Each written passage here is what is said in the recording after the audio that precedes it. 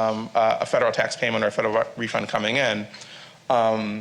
And it's a large event in a household. You all sort of have the experience of making either getting a tax refund, hopefully, or maybe making a payment. Either way, it means a lot. We had a payment due this year, and we thought about it a lot.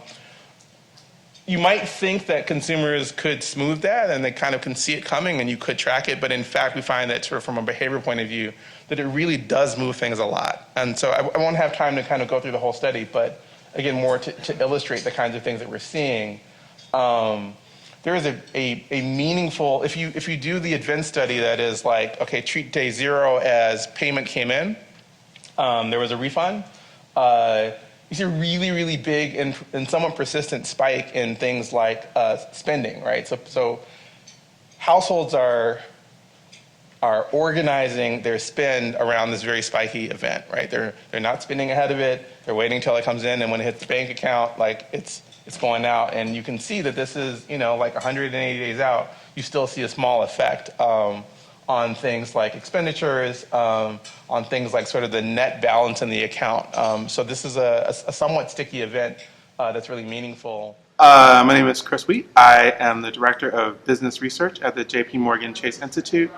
I lead a group that does research on small businesses and local economic development, spending in local economies. I've been at the Institute in that role for just over 4 years.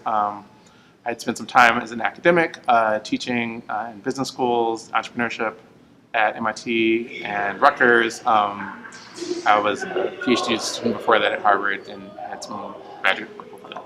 And that's what you just asked. I think there is something in there, right?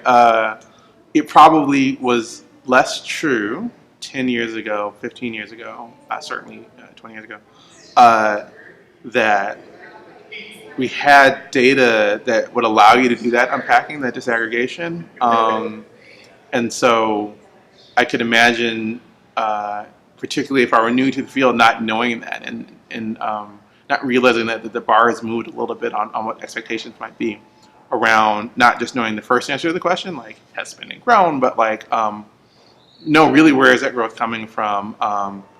Who's driving it, or what kind of, be it a small business or household, is driving that. So having both the insight to know to ask that second question, and then if it weren't exactly me, but some proto-me who looked otherwise observationally similar, doing the tooling up to have the capabilities of analyzing data in a more disaggregated way. I think that's another thing that's really moving a lot in the job market. Particularly, I see it in our own hiring. Like, there are more people out there who know more about how to analyze data using sort of big data tools and stuff like that. And so, making sure that you're tooled up would be another thing I think I would really recommend.